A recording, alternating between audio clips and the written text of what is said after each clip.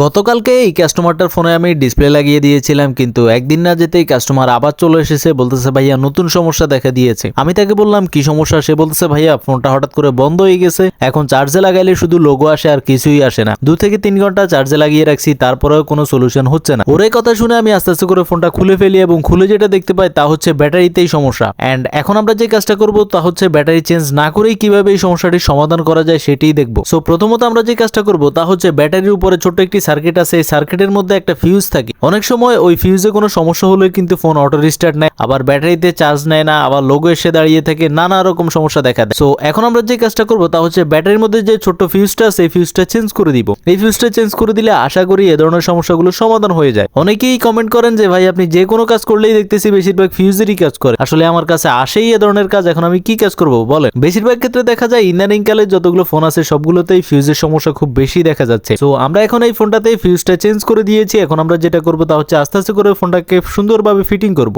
এবং ফিটিং করে চালু করে চেক করে দেখব যে আমাদের যে সমস্যাটা ছিল সেটির সমাধান হয় কিনা। এন্ড আপনারা দেখতে পাচ্ছেন আমাদের ফোনটা কিন্তু আমরা চার্জে লাগিয়ে দিয়েছি। এখন চালু করব এন্ড চালু করে দেখব যে আমাদের ফোনটা চালু হয় কিনা। এন্ড আপনারা দেখতে পাচ্ছেন আমাদের ফোনটা চালু হয়ে গিয়েছে, তার মানে আমাদের সমস্যাটির সমাধান হয়ে গিয়েছে। যারা আমাদের ভিডিওগুলো নিয়মিত দেখেন কিন্তু চ্যানেলটিকে সাবস্ক্রাইব করেন না, তারা অবশ্যই সাবস্ক্রাইব করে রাখবেন এন্ড পেজটিকে ফলো দিয়ে রাখবেন। ধন্যবাদ।